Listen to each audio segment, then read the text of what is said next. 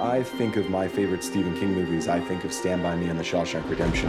I remember being shocked that someone who I associated so much with horror was capable of creating something so beautiful. Much of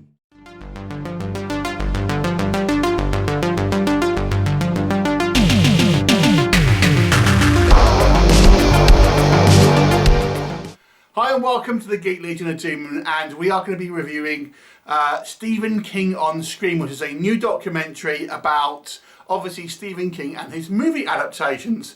And you may have noticed I have a guest reviewer with me. This is Donna, and I've invited Donna here because she's a huge Stephen King fan, but of the books. So we've both watched this documentary, and I was curious to get a perspective from a Stephen King novel fan.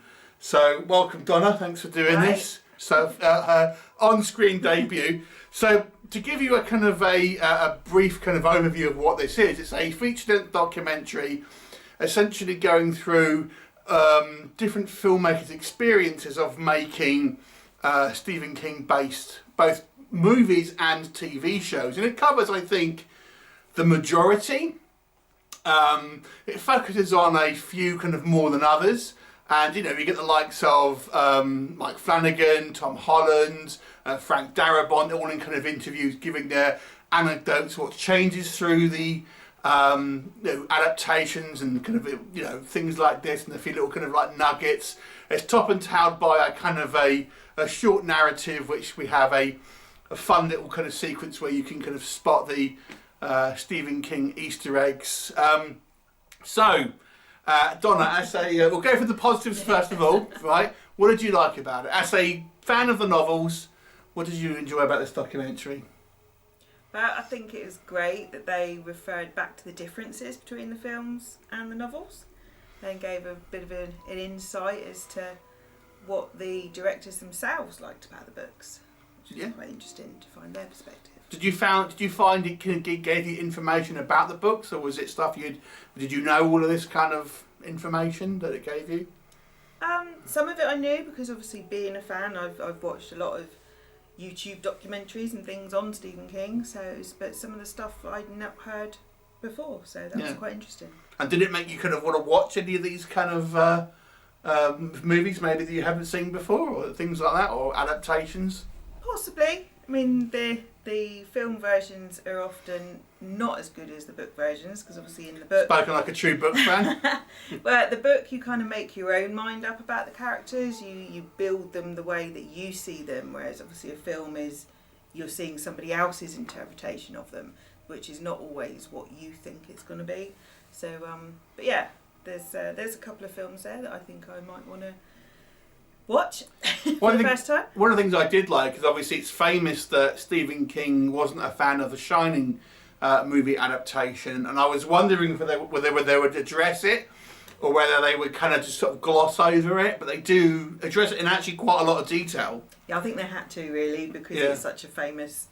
everybody knows that he doesn't like the film, so it's I think to miss that out would have been... And they spent quite a lot of time actually on it, kind of going through maybe the reasons why he didn't like it, and kind of what Kubrick was kind of like thinking and things like that. So I actually thought that was quite good, and it covers it goes through some of the aspects of what I liked about how he writes children, for example, his inspiration that he's taken from his mother and his wife. Stephen King was talking about and how that's kind of affected his writing. So even though it is about the movies more so than his novels, but I did find there was quite a lot of talk about the actual writing itself as well, sort of referring back to it. It wasn't, although it is primarily about the films, because that's one of the things I thought you were thinking about. So I'm a book fan, I'm not really a movie fan, but I think it has a good mix of kind of, I think, both in there. Quite a nice bit of history about King as well. Yeah. Which, awesome. And was there anything that you wasn't so keen on, that you thought you would critique the documentary on?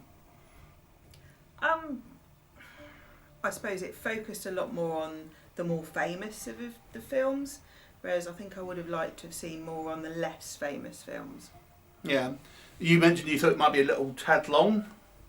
you It, think? it felt quite long, yeah, mainly because I've seen a lot of YouTube in this style, and they tend to be about half an hour, 45. So you're kind of thinking, well, is it going to finish now? Is it going to keep going? Where's it going to go with this next? Yeah. For me, I mean, I think it could have been maybe 15 minutes shorter. It does. I think it was about an hour and 3/4. So I think it could have been maybe an hour and a half, shaped up a bit. I did feel the length, because a lot of it is kind of just singing the praise of Stephen King and stuff, and I thought that, you know, you didn't need quite as much, to be honest, because you kind of more or less saying the same thing. I mean, some of the stuff was very interesting, and it kind of gives you a certain perspective, certainly from the family, because in particular I thought Frank Darabont, his interviews, I think, were very, because he's clearly very good friends with Stephen King, so I found his stuff pretty good.